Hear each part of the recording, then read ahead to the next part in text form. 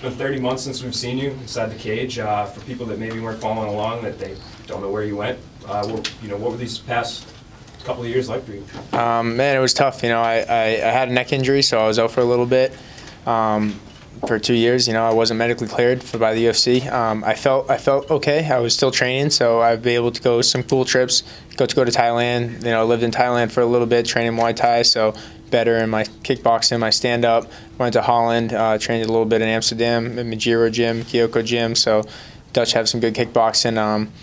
Still over at American Top Team, training hard. But, even though I haven't been medically cleared and I haven't been fighting, I've still been training hard. So I just can't wait to get back in there. And how frustrating was that, obviously, to be, in your mind, healthy training and then not be cleared? Was that? Yeah, it's the most frustrating thing. The only thing worse is not being able to train. But, yeah, it's definitely tough because you do all this work and you don't see any progress. But that's why I'm so excited to come back and shine in Boston Friday night, because I get to see all that last 2 years of hard work and dedication and, going to put it on TV for you guys. How does this fight week compare to the last time in Boston? Because you had an opponent switch up. You had to fight Kyle Bochniak, and now you've had plenty of notice for this fight. You've been able to enjoy it a little bit more?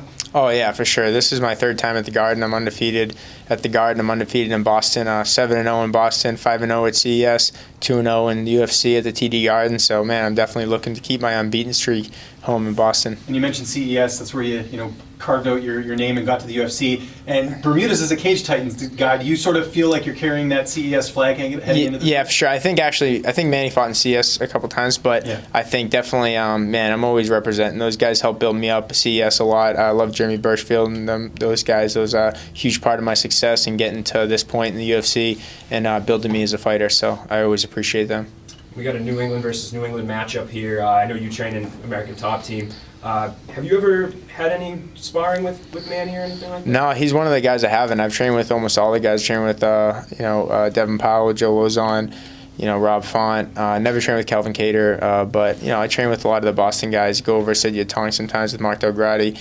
But yeah, man, this is I really think this is a really cool, interesting fight. I feel like they keep putting me against Boston guys. They keep, or New England guys and taking them out. My other win was against Sean Soriano, who is originally from Providence. He trains over at the Black Stallions with Henry Hoof. But definitely, I think, that's what it is. I think I'm ready. The big thing about him is his ground game. It's no secrets there. Probably what he's going to want to do with you. Do you feel comfortable if the fight hits the map that you can?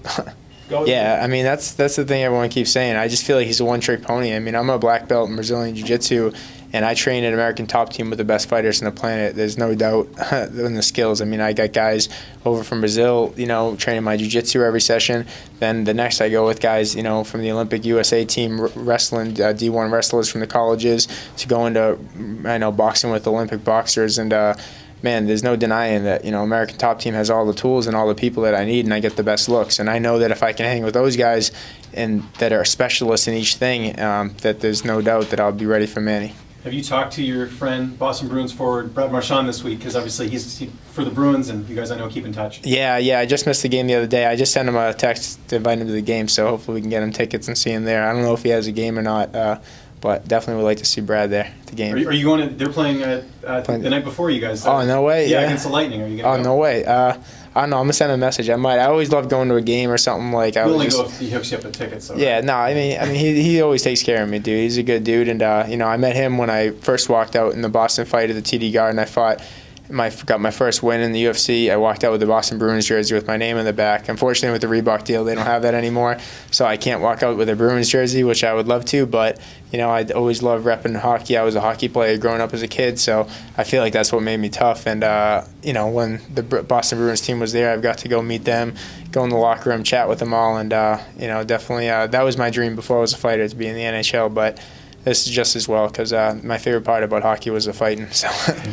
How different is it being in the Garden as an athlete instead of a fan? Because there's that infamous story with the flag and the Montreal thing. Yeah. How different is it being the actual athlete as opposed to being the fan? Man, it's amazing. I used to go to the Garden as a little kid, or when the Celtics played and the Bruins as a little kid, just watching from the nosebleeds. So to be, and I always would look down at the ice and just wish, man, I wish I could be playing in there with these guys. And to have that dream come true and be able to make that walk a few times and be able to walk out of that tunnel with a Rosa jersey is a dream come true. And, man, now I'm just comfortable now. I'm ready. I'm focused.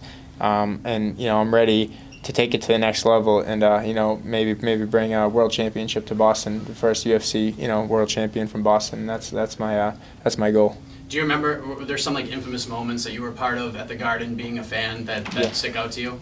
Yeah, definitely. I mean, I remember when the Bruins were playing the Canadiens. I told that story before. I remember Mark Savard scored the game-winning goal in overtime. I was like one of the best playoff games to clinch the series, and there was these Canadian fans holding the flag in front of me the whole time, blocking my view at some points, drunk as hell. So I just remember grabbing the flag and just running with it. And it was just instinct, man. I don't know. I was so pumped getting chased. I remember running down the flights of stairs at the Garden, just jumping like sets of 10, 15 sets of stairs, just running from these guys, and got away with the flag. And I just remember having that as like my trophy for that.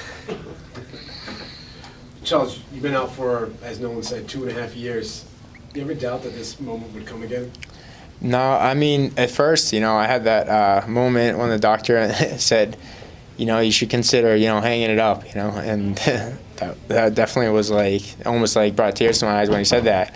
And there was like a silence in the room, and I stopped and I said, what's the other option? And he didn't really say, and I told him what the other option is. I said, I'm going to defy all odds. I'm going to come back, and I'm going to beat this, and I'm going to work hard, and I'm going to do everything I can possibly do to come back. And so that's what I did. And luckily, I worked really. He told me that it was possible. It was improbable, but not impossible. So that's all I needed to hear, that there was even any chance, a 1% chance that I could do it. And, man, that's what I did. I put all my chips in, dedicated the last 2 years to getting healthy. I went to the best places. Luckily, the UFC has the UFC Performance Institute with some of the top specialists in the world, and I was able to go get all the physical therapy and all the treatment I needed to build my body back. And I feel like it was a blessing in disguise, because I feel like that's one of the main things that I never focused on, is the strength and conditioning aspect of it and the physical therapy. Like, I would just train, since I started training jiu-jitsu and MMA and wrestling, I just trained 6 hours a day, every single day, even trained on Sundays, even though people told me to take days off. I didn't believe in that. I just thought the harder you work, the better you got, which is kind of true, but you also have to take care of your body. So, something my dad told me, he said, if you don't take a break, God will give you one. So I think that's kind of what happened, and it broke my body a little bit and overworked it. But now, I learned from my mistakes, and I built my body up to be the strongest it's ever been. So I just can't wait to shine Friday night and show the world. Speaking of hanging up, you came up on the New England scene. Everybody who's come up on the New England scene has some kind of connection to Joe Lozon. There's rumors that this might be it. This might be his last performance. What does Joe mean to you? Joe to me is a legend, man. He's one of the guys I looked up to ever since I was a little kid watching him, and there's no doubt. And I love his style. He's one of the toughest, most ferocious fighters. Fights to the end, doesn't quit. Sometimes finds that finish and win at the end, and that's motivational to me. That's one of the guys I always looked up to. So to be on the same card as him, and to be friends with him now. We just traded T-shirts in the lobby. It's pretty amazing, man, and I love that kid. Obviously, New England's very interested in this fight. Split. Some people saying, "Oh man, he's my guy." Some guys, my guy. Been Who's going to have more support in the arena? Who do you think's going to have more people cheering for him? I think myself, obviously, man. I mean, I think I'm the better fighter. I got I got over 50 cousins. You know what I'm saying? So all their friends and people, there's no doubt about it. I just think there's a huge following, for both of us, for sure, and we're both going to bring it. And I think either way, no matter what happens, the fans always chant my name, you know what I'm saying, in the fight, because it usually ends up being a great fight. So I remember when I fought in Mexico City, I was against 25,000 Mexicans, and maybe just my dad and mom in the crowd. And by the end of the fight, the fans would chant my name. So no matter where I am, that's how I fight. I think we win over the fans no matter what. But the fact that I'm in Boston, they're already on my side. It's a good start.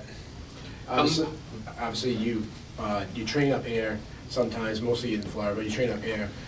I know there's no animosity between you and Manny. Any chance after the fight you say, hey man, we haven't ever trained together, let's train a little together? Yeah, there's always a chance, but right now it's business, man. I'm going there to take his head off. Right now it's war for me, so the black flag's raised, and I'm coming for his head. So with everything that's happened in 30 months, you potentially being told that you may not be able to do this again, how much more do you appreciate these moments heading into this fight?